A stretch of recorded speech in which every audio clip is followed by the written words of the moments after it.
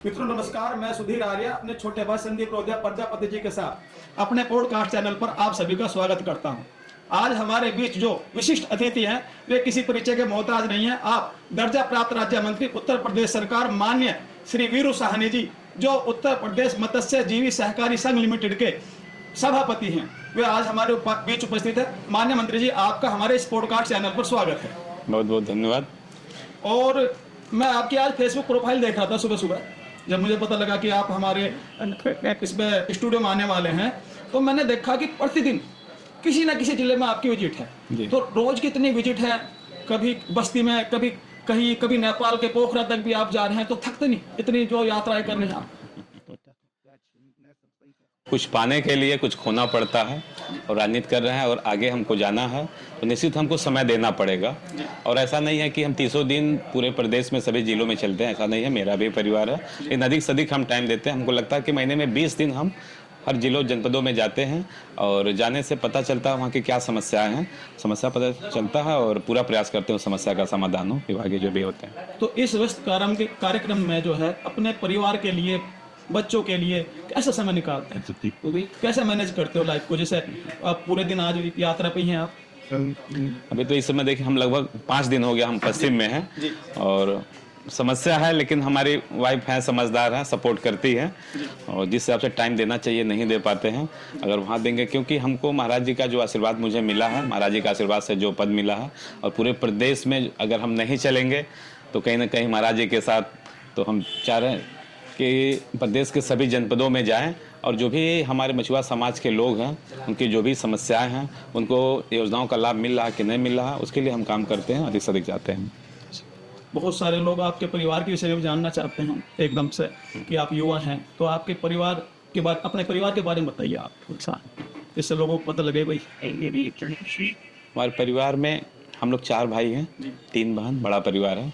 बहुत ज़मीन से हम लोग उठे, और आप लोग को सुन के बहुत खुशी होगी और आश्चर्य भी होगा कि हमारे परिवार में 4 भाई, और चारों भाई की शादी भी हो गई है, पत्नी, बच्चे, माताजी, पिताजी, टोटल 19 से 20 लोग हैं, और एक साथ ज्वाइंट फैमिली, एक साथ खाना बनता है हमारे यहाँ। सब लोग मिल के रहते हैं, ये मुझे बहुत अच्छा लगता है। भाई भी मेरे बहुत अच्छे हैं, सारे लोग सपोर्ट करते हैं, और भाइयों का सपोर्ट है, परिवार का सपोर्ट है, इसलिए पूरे प्रदेश में जनपदों में हम जाते हैं। लेकिन परिवार हमारे बहुत अच्छे हैं, बहुत बढ़िया हैं, और हमने भी बहुत संघर्ष किया।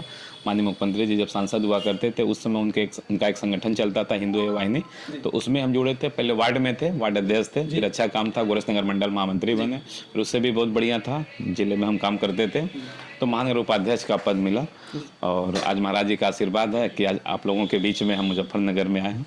इसे बहुत बहुत बधाई है कि आप धरती से जुड़े हुए हैं और आज ऊंचाइयों पर हैं। तो कैसा महसूस होता है कि भाई एक व्यक्ति जो गांव की भूमि से उठकर आज राजनीति की बुलंदियों पर है, तो अंदर से परिवार को भी बहुत अच्छा महसूस होता है और आपको बहुत बहुत बहुत खुशी होता है। सबसे ज़्यादा हमारे माँ बाप को भी खुशी होता है, पूरे रिलेटिव, दोस्त यार जितने हैं सबको बहुत खुशी होती है। और अन्य जनपदों में जाते हैं तो जो सुविधाएं हमको मिलती हैं वो सब देख के मुझे बहुत खुशी होता है।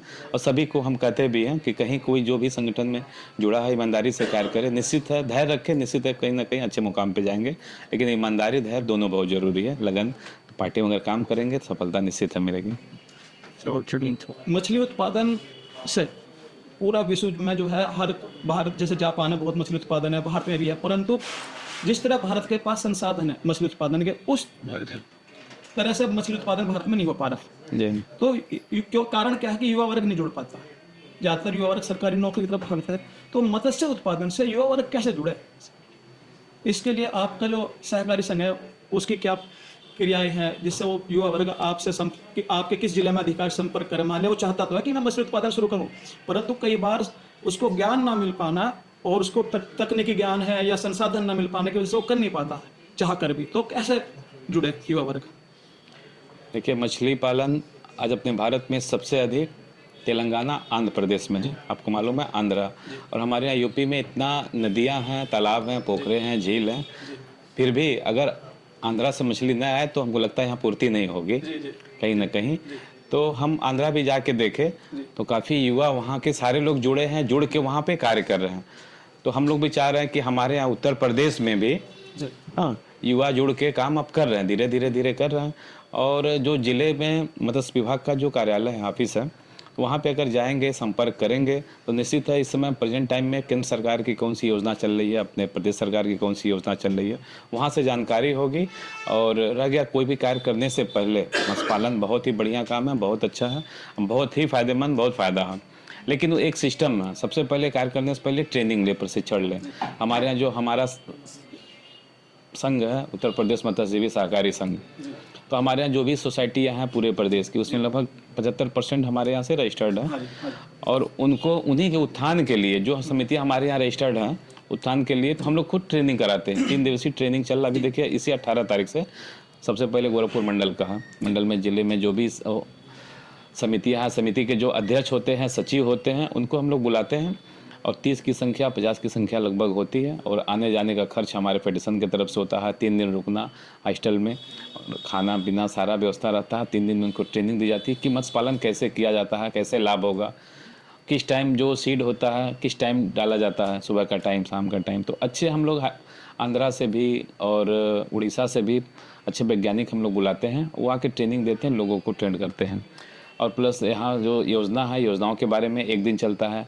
और एक दिन समिति में जो कैसे ऑडिट होता है, कैसे बैलेंस शीट बनता है और अध्यक्ष सचिव का क्या दायित्व होता है, तो सारा 3 दिन ये चल के 3 दिन की ट्रेनिंग चलती है।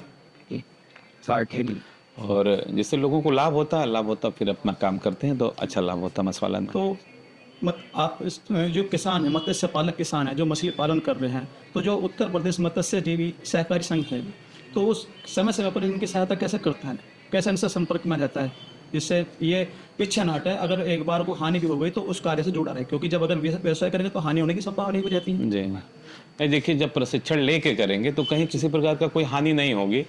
और रह गई जानकारी के बाद ना, तो अभी आज ही हम आपके मुजफ्फरनगर में हम आए, आज प्रथम आगमन हमारा था। तो सुबह ही हम एक बैठक, समीक्षा बैठक हम किए, तो विभाग के हमारे जो भी अधिकारी हैं सारे लोग आए थे। और यहाँ समिति के जो भी सचिव और अध्यक्ष थे सबको हम लगभग बुला लिए थे, सारे लोग थे, सबकी समस्या भी सुने। और जो हमारे यहाँ के ADF हैं, इंस्पेक्टर हैं मत्स्य विभाग में, हाँ सबको निर्देशित भी किए कि आप लोग हफ्ते में एक बार समय निकाल के जो भी मछुआरा समाज के लोग हैं या मत्स्य पालन का कार्य जो भी करते हैं, वहाँ पे आप लोग स्वयं जाइए यहाँ। और जो समिति के लोग आए, जो अध्यक्ष सचिव हैं, इनसे आप संपर्क करिए। संपर्क करके 2-3 समिति के लोगों को इकट्ठा करके एक जगह आप स्वयं जाके और सभी योजनाओं के बारे में बताइए, किसको ट्रेनिंग करता है। तो विभाग की तरफ से सारे आप कार्यालय में भी संपर्क करेंगे, हर जिले में मत्स्य विभाग का ऑफिस है, तो वहाँ से आपको पूरी जानकारी होगी, सारी जानकारी मिलेगी। अब बाकी हम लोग, माननीय मुख्यमंत्री जी का भी लक्ष्य है कि जो भी योजनाएं हमारी भारत सरकार और केंद्र सरकार, राज्य सरकार की हैं, एक एक जन तक पहुंचे, एक एक लोगों को लाभ मिले, इसके लिए प्रचार प्रसार का भी कार्य किया जा रहा है। तो इसी क्रम में हम हर जनपदों में इसमें दौरा कर रहे हैं कि कहाँ क्या समस्याएं हैं। तो समस्याएं आ रही हैं, कहीं ना कहीं अधिकारी की भी लापरवाही है, तो उनको हमने सख्त हिदायत भी दिया है कि 15 दिन के अंदर आप 2 यहाँ पे कैंप लगा के लोगों को बताएं, योजनाओं के बारे में बताएं, अधिक से अधिक लोगों को लाभ दिलाएं और हमको 15 दिन के अंदर बताने, हमको अवगत कराएं। आज डिजिटल युग है, तो जो मत्स्य पालक किसान है सर, क्या उनके लिए कोई डिजिटल प्लेटफॉर्म है जिससे जुड़ सके, जहाँ से नई नई तकनीक ले सके? नहीं है, हमारे यहाँ विभाग का भी है, हाँ मत्स्य विभाग का भी है, यूपी फिशरी करके है, तो उसको भी देख सकते हैं वहाँ से। हमारे फेडरेशन का भी है नंबर, तो डिजिटल जुड़ के आप देख सकते हैं कि किस तरह का कैसे कैसे मत्स्य पालन होता है। और हम बताएं ना कि जब मत्स्य विभाग के ऑफिस कार्यालय पर आप संपर्क करेंगे तो सारी जानकारी आपको यहाँ से मिल जाएगी। और हमारे यहाँ योजनाएं भी बहुत अच्छी हैं। हाँ जी। अभी केंद्र सरकार की जो भी योजनाएं हैं वो सबके लिए, महिलाओं के लिए 60% सब्सिडी है। हाँ जी। और महिलाओं को चाहे जिसमें सिलेक्शन होता है जिस भी योजना में, तो हम लोग का भी प्रथम प्रयास है कि पहले सबसे पहले वरीयता महिलाओं को दिया जाए जनपदों में। तो इस पे हम लोग कार्य कर रहे हैं। 60% महिला किसी भी समाज का हो, ये नहीं है कि हमारे सिर्फ निषाद समाज, मछुआ समाज, कश्यप समाज, बिंद समाज, रैकवार समाज, उनके लिए ऐसा नहीं है। कोई भी कर सकता है मछली का कार्य, जो करना चाहे। ट्रेनिंग की भी सुविधा, ट्रेनिंग लेके करे तो बहुत अच्छा फ़ायदा है। उसमें फीड मिल लगा सकता है, जो मछली की जो दाना खाती है उसके लिए उसमें 60% महिला को सब्सिडी है। 2 करोड़ का फीड मिल है, उसमें 1 करोड़ 20 लाख का सब्सिडी आपको मिल जाएगा। अब हैचरी बना सकते हैं, 25 लाख का योजना है, उसमें 15 लाख का आपको मिल जाएगा। हैचरी है, जिंदा मछली केंद्र बना सकते हैं। और तालाब खुदवाने के लिए भी है। हमारे यहाँ साइकिल से लेके मोटरसाइकिल और 4 पहिया सारी सुविधाएं हैं हमारे यहाँ मिलती हैं। जो जिसके पात्र है उनको दिया जाता है, जो लेना चाहता, करना चाहता, हम लोग देते हैं हम लोग। जिस तरह आपसे बात कर रहे हैं तो ऐसा महसूस हो रहा है कि उत्तर प्रदेश मत्स्य सहकारी संघ है बहुत तरक्की कर रहा है। तो क्या उत्तर प्रदेश में कोई ऐसा हब बन रहा है कि जिससे देश विदेश के लोग उससे देखना आएंगे, जुड़ेंगे, भाई यहाँ बहुत ज़्यादा मछली उत्पादन हो रहा है? नहीं, एक है बहुत बड़ा हब, यूपी का पहला हब है बन रहा, जो चंदौली जिले में है, जी। बन रहा, पिछले साल से कार्य कर रहा, जल्द ही फाइनल हो जाएगा। और बहुत बढ़िया बन रहा, वहाँ पे हजारों लोगों को रोजगार मिलेगा। वहाँ से सटे हमको लग रहा बिहार के भी लोग हैं, काफ़ी व्यापारी वहाँ से लेके आएंगे, मछली लेके आएंगे भी बेचने के लिए भी। वहाँ बहुत लोगों को रोजगार मिलेगा और बहुत बड़ा हब है वो। आप लोग के सामने ओपनिंग होगा तो आएगा, उसमें राज्य सरकार और केंद्र सरकार दोनों मिलकर उसको बना रही है। युवा जो है ना मत्स्य क्षेत्र में, मैंने अभी युवाओं से संबंधित पहले क्वेश्चन पूछा था पर पुनः मेरे याद आ रहा है कि युवा जो है ना इसमें जुड़ कर कैसे रोजगार के अवसर पैदा करे, कैसे वो जो औरों को भी रोजगार दे, अपने आप भी बेरोजगार से त्रस्त पा जाए, जो त्रस्त हो रहा है वो इधर आ जाए मत्स्य क्षेत्र में, क्योंकि इसमें लाभ बहुत है और आप सब्सिडी बहुत बता रहे हो, तो कैसे लाभ उठाए इनका? हम बोले जिले का जो भी कार्यालय है विकास वन मत्स्य विभाग का, वहाँ जाके संपर्क करेंगे तो सारी जानकारी भी मिलेगी। और कोई भी कार्य करने से पहले हम चाहेंगे कि ट्रेनिंग लें, जानकारी लें, पूरी तरह से तैयार होके तो कार्य करें तो बहुत बढ़िया। सुविधा तो बहुत है हमारे यहाँ, मछुआ दुर्घटना बीमा भी है, फ्री में 5 लाख का होता है, शिक्षा के लिए भी है, तो सुविधाएं बहुत है और फायदा भी बहुत है। और जिसको अच्छे से ट्रेनिंग ले ले और एक बार विजिट कर ले, आंध्रा में जाके बाहर भी विजिट कर ले, यहाँ भी देख लें, बहुत काफ़ी तालाब पे लोग जो कार्य कर रहे हैं, तो खुद हमको लगता है आपके यहाँ जो धान की खेती करते हैं और गन्ने की खेती करते हैं तो एक साल में जितना कमाते हो तो उसका कम से कम 4 गुना एक साल में कमाएंगे, लेकिन जानकारी ट्रेनिंग लेके। बहुत फायदेमंद चीज़ है, बहुत ही बढ़िया। और ये मछली है कहीं भी करेंगे तो वहीं से ही बिक जाती है, उसको लेके आने की ज़रूरत नहीं है, परेशान होने की ज़रूरत नहीं है। सुविधाएं भी बहुत है, किसान क्रेडिट कार्ड भी है, हर तरह की उस पर लोन की भी सुविधाएं हैं। ये जो आपने बताया विजिट आंध्रा कर ले, तो ये सरकार कराएगी या उसको स्वयं करनी होगी? नहीं, हमारे यहाँ से संपर्क करेंगे तो है कुछ योजनाएं हैं भेजने के लिए, हाँ ट्रेनिंग के लिए, तो हमारे मत्स्य विभाग से भी चले जाएंगे। अब मेरे यहाँ जो फेडरेशन में है, लेकिन हमारे फेडरेशन में वही जाएंगे जो समितियाँ हैं हमारे यहाँ से रजिस्टर्ड है, जो सोसाइटी है, तो उसी के मेंबर ही जा सकते हैं। अच्छा जी, तो पहले उसमें आप सदस्य बनना होगा? हाँ, सदस्य बनना होगा। तो ये जो मत्स्य पालन है इसमें कौन सी चुनौती आती है, क्योंकि आप तो किसी काम को देख रहे हैं, इसी काम के मंत्री हैं, तो अगर कोई कैसी चुनौती आएंगे और क्या समस्या निकलेगी? देखिए, अगर उसको जानकारी है, हम बार बार कहेंगे अगर प्रशिक्षण लिया है तो कोई भी समस्या आएगा तो समाधान वो निकाल लेगा, अगर ट्रेनिंग लिया है तो। हाँ, तो किसी प्रकार का नहीं है। कुछ समस्याएं आती हैं जैसे गर्मी के सीजन में छोटे तालाब हैं तो अप्रैल मई जून जुलाई सब 3-4 महीने अक्सर पानी वहाँ उसमें सूख जाते हैं, कम हो जाते हैं, उस समय समस्याएं आती हैं, लेकिन उसके लिए भी है। और मत्स्य पालन को भी कृषि का दर्जा मिल चुका है। हाँ जी। और कृषि के रेट से उनको बिजली का भी जब व्यवस्था मिलेगा तो वहाँ पे बिजली कनेक्शन लेके ट्यूबवेल लगा लेंगे तो पानी का भी समस्या खत्म हो जाएगा। और बारिश के समय में बहुत ज़्यादा अगर पानी आ जाता है तो उसमें भी मछली तो बहेंगी, लेकिन जैसे जैसे पानी कम होता है तो सारी मछलियाँ फिर ऑटोमेटिक उसमें आ जाती हैं, कहीं से नुकसान नहीं होता। उसमें थोड़ा सा ध्यान देना पड़ता है, ये थोड़ा सा रिस्क है, ये प्राकृतिक चीज़ है। प्राकृतिक चीज़ कहीं किसी भी चीज़ में आ जाएगा तो लोगों को स्वयं लड़ना पड़ेगा, देखना पड़ेगा उसमें। अधिकतर इस पेशे से जितने किसान जुड़ रहे हैं वो ज़्यादा पढ़े लिखे तो है नहीं, मान लिया BSc या ऐसे तो है नहीं, और इसमें प्रतिदिन एग्रीकल्चर में जो मत्स्य विभाग है, चयन विभाग है, नवीन तकनीकें आ रही है, रोज नए नए अनुसंधान हो रहे हैं और मछली में तो बहुत ज़्यादा अनुसंधान हो रहे हैं। तो इस तकनीक से किसान कैसे जुड़े? वो डिजिटल प्लेटफॉर्म से जुड़े या उसको विभाग से जानकारी मिलेगी, तो उनको जानकारी कैसे मिले? देखिए, गांव के लोग हैं, किसान हैं, हम चाहेंगे जितना प्रैक्टिकली अगर विभाग से मिलते हैं, संपर्क करते हैं, बात करते हैं, अब खुद जाके जहाँ पे जो लोग तालाब बनाए हुए कार्य कर रहे हैं तो स्वयं जाके विजिट करें और जाके देखें, समझें। एक होता है प्रैक्टिकली और डिजिटली, दोनों जरूरी है, दोनों जरूरी है, लेकिन प्रैक्टिकली भी सबसे ज़्यादा जरूरी है। हम तो कहेंगे कि स्वयं जाके उसको देखें कैसे कर रहे हैं, जो सफल हैं, जो सक्सेस हैं, उनसे जाके खुद मिले, बताएं कि कैसे आप करते हैं, क्या लागत आता है, क्या फ़ायदा होता है, क्या रिस्क है। जो कर रहे हैं वहाँ तो कहीं उनको दिक्कत नहीं होगी। मत्स्य पालन जो है वो कृषि में आ गया जी, तो इसमें पर्यावरण संरक्षण का ध्यान कैसे रखा जाए? कैसे ये पर्यावरण का अनुकूल है या इससे पर्यावरण को नुकसान ही पहुँचता है? इस पर आपकी क्या विचार मांगे? नहीं, कहीं नहीं, ऐसा कुछ नहीं है जी। हाँ, उसमें कहीं कोई पर्यावरण में कोई नुकसान नहीं है जी। और तालाब की साफ सफाई के लिए अगर गंदगी है तो हाँ, उसमें भी योजना नरेगा के माध्यम से कुछ ऐसे समस्याएं हैं तो हम लोग से संपर्क करते हैं, बात करते हैं। हम लोग DM साहब से बात कर लिए, CDO साहब से बात कर लिए, करके उसको कराया जाता है। अब तो कई विभाग वाले भी कराते हैं उसको सफाई, तो सफाई हो जाती है। जब साफ़ सफाई है तो कोई दिक्कत नहीं है, और हमको साफ़ सफाई तो रखना ही पड़ेगा। मत्स्य पालन का कार्य कर रहे हैं तो अगर बहुत ज़्यादा गंदा है और तरह तरह के गंदे पानी अगर आ रहे हैं तो कहीं ना कहीं दिक्कत होगा, फिर हम पालन नहीं कर पाएंगे। तो सफाई हमको करना पड़ेगा, और जब सफाई करेंगे, पानी जब साफ़ रहेगा, तालाब साफ़ रहेगा, तो पर्यावरण भी बहुत अच्छा रहेगा।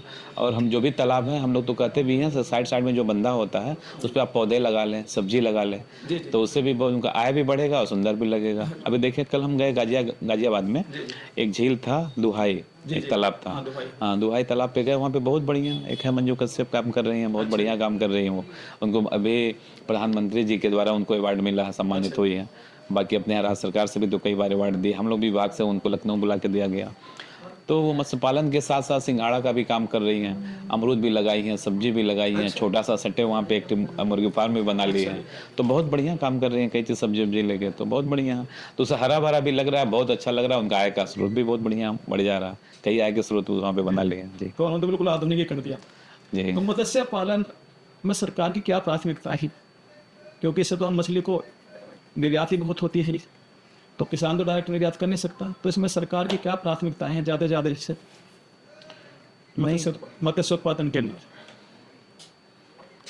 निर्यात के लिए तो है, अपने जो भी मंडी हैं तो वहाँ पे बने हुए, कहीं कोई दिक्कत, किसी तरह का कोई समस्या नहीं होता है। मछली अपने तालाब से निकालेगा, लेके वहाँ मंडी तक जाएगा, कहीं कोई दिक्कत उसको होता नहीं है। हाँ जी, हाँ जी। और वहाँ पे डायरेक्ट मंडी में जाके अपने उस दिन का जो भी रेट रहता है उस रेट से उसको पैसा मिलता है।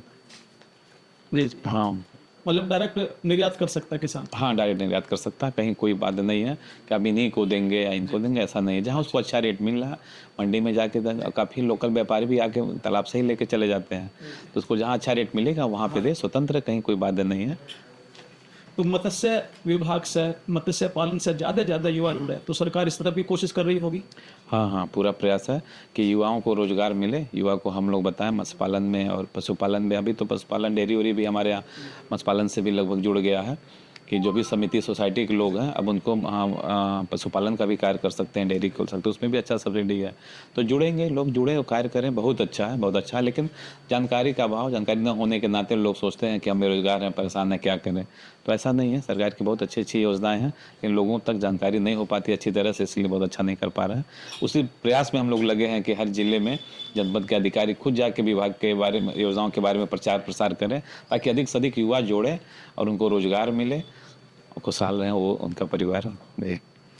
आज मुजफ्फरनगर में आपकी यात्रा है, मुजफ्फरनगर में आप विजिट करें, तो मुजफ्फरनगर में आके कैसे महसूस हो रहा है? हम तो पहली बार आए, मुझे बहुत अच्छा लगा। यहाँ इतना मान सम्मान मिला, और मान सम्मान का भी तरीका ही बहुत अलग था।